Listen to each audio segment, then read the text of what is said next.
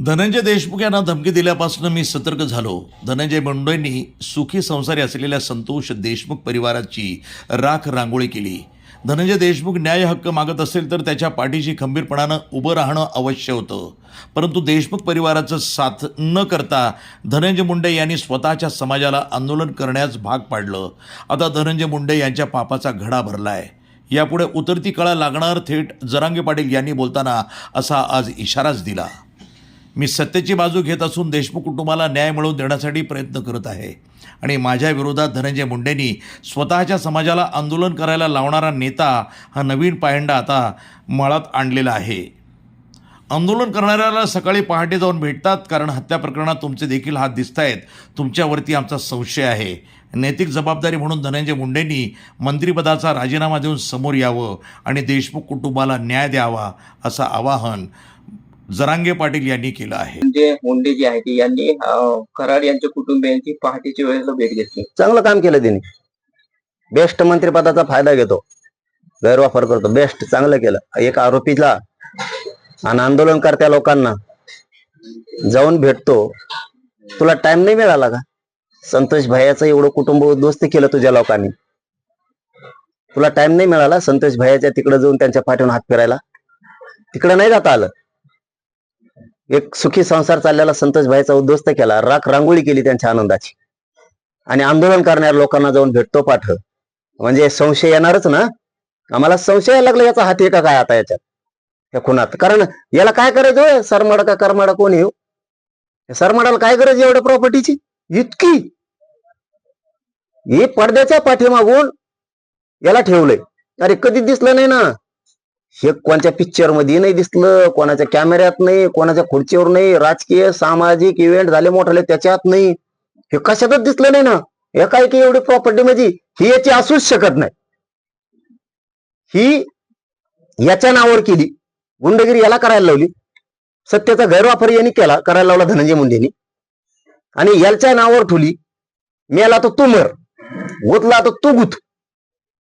ही डाव यांनी साधला ना. आमच्या सुखी संसार चाललेला संतोष भाईचा खून आणि बळी यांनी घेतला. आणि संतोष भाई सगळं कुटुंब उघड्यावर वाऱ्यावर पडले. संकटातून चाललंय ते कुटुंब. याला पैशाचा नाद दिसतोय धनंजय मुंड्याला. यांनी माया जमून ठेवली त्याच्या नावावर. तुझ्या पैशासाठी तुझी जात तुझ्यामुळे बदनाम झाली. आणि आमचं बी चांगलं लेकरू सुखी संसार मोडला. त्यांच्या अन्नात माती कालायचं काम केलं. तुला तळतळाट लागणार त्यांचं. हाय लागणार तुला 100%. कारण ती माय माऊली रडती, लेकर रडते, टाव पडते. ते धनंजय भैया देशमुख वनवन हिंडतय भावाच्या न्यायासाठी. त्याला पोलीस स्टेशन मध्ये धमक्या देतात. त्या धनंजय मुंड्याचं नाव नाही घेतलं आम्ही 25-26 दिवस तोंडावर कसलं. पण धनंजय देशमुखांना धमकी दिली तेव्हापासून आम्ही त्याचं नाव घेतलंय. मला वाटतं त्याच्यात या न्याय नाही मागायचा. मी जातीवाद केला, फोटोला जोडे मारतात. मी जातीवाद कोणता केला का? काय संबंध यांचा माझ्या फोटो जोडे मारायचा? मी संतोष भाईला गरीबाच्या लेकराला न्याय नाही मागायचा का? तुमच्यासारखं आरोपीच्या बाजूला भरायचं काय? मी हिरवड पाडली का धनंजय मुंड्याच्या टोळीने? आता याच्या जातीचा संबंध नाही. आम्ही कधीच वंजाऱ्याला, धनगराला, दलित मुस्लिमाला बोलत नाहीत. पाप तू करणार, ओबीसी उडी तू. ओबीसी अडचणी झालं. ओबीसीत काय संबंध आहे? पाप तू करणार, ओबीसीचं पांघरून घेतो का? पाप करतो आणि ओबीसीचं पांघरून घेतो. सगळे जातपणाला लावली यांनी ह्या धनंजय मुंड्यांनी. टोळी उभा करतो, उठवी तू आंदोलन करायला लावतो. त्याला त्याच वेळेस सांगितलं होतं तुझ्या लोकांना थांबव ह्या टोळीला, माझ्या नादाला लागू नको तू. तरी धनंजय देशमुखांना धमकी दिली. कसं काय गप्प बसल मी? मग वाल्मिक कराड जे आहे ते यांना आता केजवरून बीड कोर्टामध्ये त्यांची सुनावणी जी आहे ती होणार आहे. सुरक्षेच्या कारणास्तव हा निर्णय जे आहे ते कोर्टाने घेतला. लोकांचे घर उद्ध्वस्त करायचे, संतोष बायाचा क्रूर हत्या करायची आणि तो व्हिडिओ कॉल बघून आनंद व्यक्त करायचा.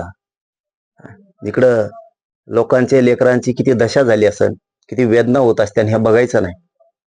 मारल्याच्या नंतर पाणी मागितल्यावर मुतायचं, ही इतकी क्रूरपणा या देशानं कधी बघितलेला नसेल. आणि त्या आरोपीसाठी तुम्ही आंदोलन करताय, त्याला वाचवण्यासाठी पाठिंबा देताय, सोडून द्या म्हणताय. एवढी माया यांनी कोणासाठी जमवली? ह्या सरमाडाने का करमाडाने कोणी येऊ? हे कशासाठी एवढं? आता मुख्यमंत्र्यांकडे आमची जाहीरपणानं मागणी आहे.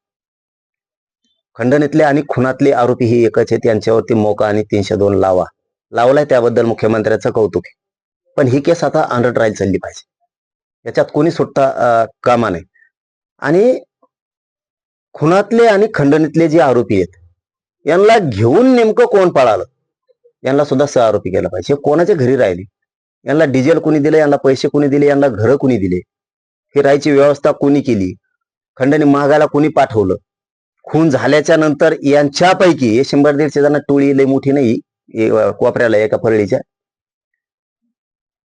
हे सगळे सह आरोपी करणं गरजेचं आहे. यांची सगळ्यांची नार्को टेस्ट होणं सुद्धा गरजेचं. कारण हे जर आता मोबाईल फेकून देणार असले, पुरावे नष्ट करणार असले, तर यांचे नार्को टेस्ट होणं गरजेचं आहे. म्हणजे पुरावे नष्ट झालेत, केले त्यांनी, त्याच्यात सिद्ध होईल नार्को टेस्ट मध्ये. फडणवीस साहेबांनी ही जी टोळी आहे ना, दहशत आणि जातीवाद पसरवणारी, जातीय तेढ निर्माण करणारी, हिचा समूळ नायनाट आता करायला पाहिजे. यांना आता सुट्टी देता कामा नये. नसता तुम्ही असं करायचा, मोका लावला, 302 लावली आणि तपास केला, चार्जशीट मध्ये म्हणायचं सापडच नाही, नामकं झालं. ते नाटकं नाही शिकवायचे बरं. परळीतल्या एका कोपऱ्यातल्या आंदोलनामुळे ते जर नाटकं शिकवतात तर त्यांच्यापेक्षा 10 पट आंदोलन बीडमध्ये उभा करू आम्ही. हो, आम्ही सुद्धा सळो की पळो करू शकतो. त्यामुळं चार्जशीट मध्ये कोणी कोणाला फोन केलेत, खून झाल्यावर कोणत्या मंत्र्याला केलेत, खंडणीवाल्यांनी कोणाला केलेत, हे सगळे त्याच्यात आरोपी होणं गरजेचं आहे. यांचे शिड्या काढणं सगळ्यांचे गरजेचं आहे. यांच्या नार्को टेस्ट करणं गरजेचं आहे. आणि अंडर ट्रायल चाललीच पाहिजे. यांची मुलाहिजा कसल्याच पद्धतीची मुख्यमंत्र्यांनी करायला नाही पाहिजे आणि करणार नाहीत, ही पण एक आशा आहे. कारण त्या योगी आदित्यनाथ साहेबासारखं व्हायला पाहिजे. बुलडोजर यांचा कार्यक्रम फडणवीस साहेबांनी असा लावला पाहिजे. थोडी टोळी पण राज्याला डाग लावायला लागली.